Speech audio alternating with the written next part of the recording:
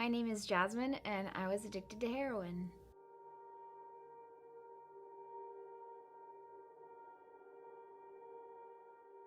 I was homeschooled. That allowed me to do gymnastics about 5 hours a day for 10 years. I was able to start college early, and I also graduated high school at 16.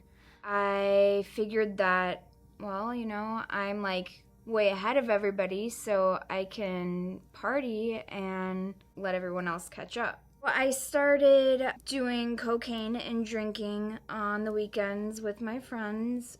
I was a blackout drinker. Everybody else had 1 or 2 shots, and I started and couldn't stop. So I know that I was born an alcoholic because from the first time I drank, I couldn't control how much I took. Started smoking weed, started selling weed at work. So I was making a lot of cash. I started doing cocaine.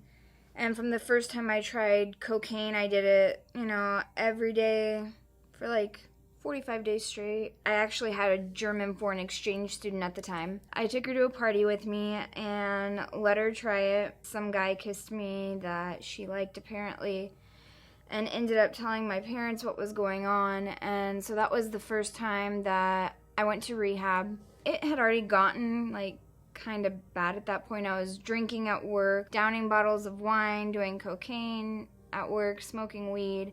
My mom had me arrested, and then the cops took me to treatment.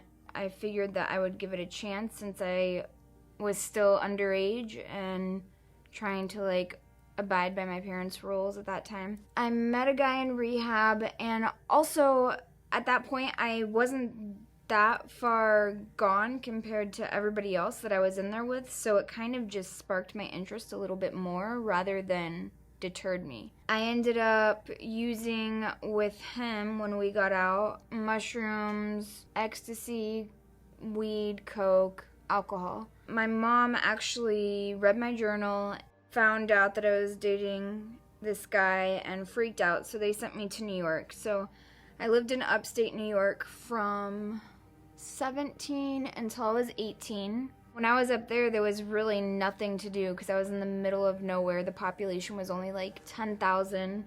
So basically I would just work at Best Buy and do a lot of drugs, tripping on acid or on ecstasy, and just non-stop laughing. I met a guy up there that I ended up dating for about 4 years. I moved back to Arizona at 18 so I could finish school. He followed me out here. I had also been exercising on my bicycle, and I got ran over by an SUV. So I started getting prescribed pain pills, and I didn't really take them. I would take one if I absolutely needed to, because breaking ribs is pretty painful. It's really hard to breathe.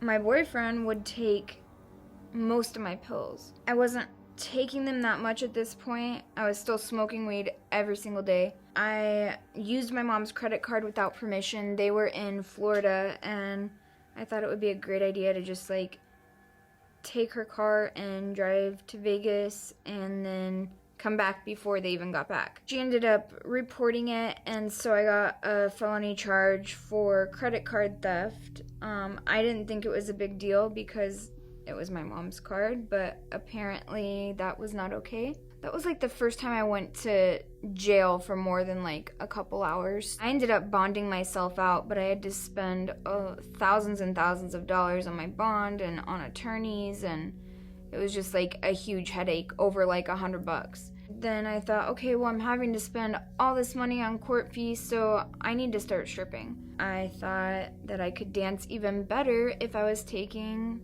Percocet, which I was already prescribed anyway, but I was selling them. When I was on Percocet, pain wouldn't stop me from, dancing for 8 hours straight. I could just go. It progressed from 1 pill a day to 6 pills a day to 15 pills a day.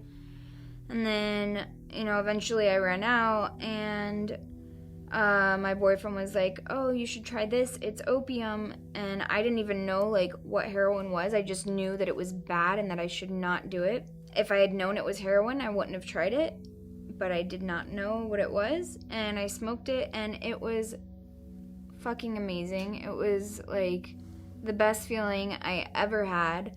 This guy that I was with was using, and if I didn't like partake in that, then I felt like that was something that was separating us, and I didn't like, he was going down and I was going down with him. Like, I didn't care. I was in love. I was supporting both of our addictions and paying rent and paying my car payment and his car payment and everything. So he went on a rage because I wouldn't give him, enough heroin.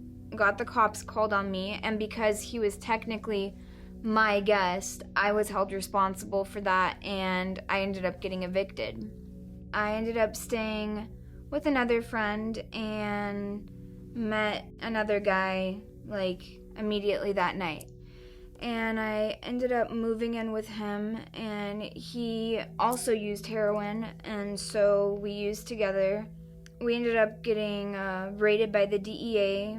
We just had like hash and ecstasy and Percocet and morphine and heroin, and they arrested us and let us go like a couple hours later. I remember swallowing the heroin that I did have on me so that I could throw it up and shoot it up after I got released, which I did. We stayed together, but I ended up moving in with a much older guy. I thought everything was great. Like, I lived in a super nice house. I had everything I wanted. I was totally enabled, and I probably had like a $300 a day habit for, 4 years. I had shot up, and instead of using sterile cotton to filter, I had used a cigarette filter. And I never shared needles or, thank God, contracted any diseases, but I did almost lose my left hand. I got an abscess and ended up having to have surgery on it. And so I was thinking like, wow, this is really painful. They're giving me morphine and Dilaudid like every 2 hours, but that's not strong enough. I need more heroin. So I had friends bring me heroin to the hospital. The guy that I was madly in love with died of an overdose, and that was extremely tragic for me. At that point, like, didn't care if I lived or died, because like everything I lived for was now gone. I probably would shoot up like 10 to 20 times a day. I had to go to the hospital numerous times for kidney failure, rhabdomyolysis, which is like when your muscle tissue actually breaks down and your kidneys like can't process it, so it pretty much like shuts it down. Everything was given to me, so I would do it all. And I was doing so many drugs that my body literally like couldn't process them. And at this point, I wasn't even really living anywhere. I had an apartment, but I was never there. I was staying at different hotels every night and just partying all over the place. My other good friend, he owed a drug dealer like $3,000 or $4,000. I just remember seeing him the night before, and he drove off saying he was gonna go meet with his dealer, and ended up basically getting taken out into the middle of the desert and tied up in his car and burned alive. And he was missing for about a week. The cops found him, found his car, found his body in the car. They came to question me about that and asked me what I knew about that, and I know that I swallowed everything I had on me at the time and OD'd. So they had to take me to the hospital. So I was like chained to the bed in the hospital, not having a clue what was going on. Somehow I got an infection. I don't know if it was from bad dope or from not using enough alcohol. Pretty much I had blood poisoning. So my entire body was poisoned, and I had an infection in my heart. I had to be hospitalized for 4 months. They didn't think I was gonna live. So here I am at 23 years old in a nursing home with 60, 70, 80-year-olds, and that to me was just extremely depressing. I was like, oh my God, like literally I missed 40 years of my life somehow. Like, this is it. I'm gonna die. Like, these are my peers. And that just shows the insanity of the disease. Even with a tube in my heart, I would go into the bathroom in the hospital or hide under the blankets. I remember one of the nurses found me like with an apple smoking under a blanket. Like, nothing would stop me. No consequences. Didn't matter if it was arrest. Didn't matter if it was fear of death or overdose or literally my physical body not being able to handle the substances. No consequence was enough to stop the mental obsession that I had to use heroin. I went back to prison. I violated parole, so I went to prison for a second time.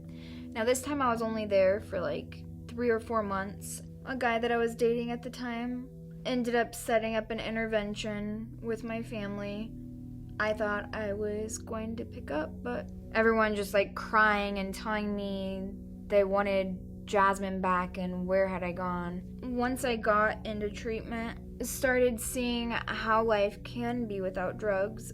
Not having to wake up every morning like so sick and having to spend hours digging with a needle in my arm to find a vein because I literally at this point had no veins left. So that was like a torturous process. Once I actually spent a lot of time in therapy resolving the issues that I had that were my drug use was stemming from, I was able to kind of compartmentalize that. Also, yoga has been a huge part of my recovery. It doesn't matter how bad I want heroin, because I still want it. I still crave it today. Crave it every day. Doesn't matter how bad I want it. Like, it doesn't matter if I feel good or bad. It's just that is, and I can notice it and recognize it, but I know that I can't use it, and that's just not an option for me. God almost had it worked out to where almost everybody that I used with or started using with, 7 are dead, 3 are in prison, long term, 2 of us are clean that I know of. Today I spend a lot of time doing art, spend a lot of time making music. I do yoga every day. Those are the things that keep me grounded and make me happy. Exercise, I think, is a huge factor. Nutrition is a huge factor. Basically, if you do everything that you can to make yourself feel good, you won't have a reason to use. To anybody that is still using or thinking about going to treatment, I would definitely say go for it. I'm grateful today for every day that I'm sober. My life is a little bit boring at times, but it's peaceful now, and I'm happy.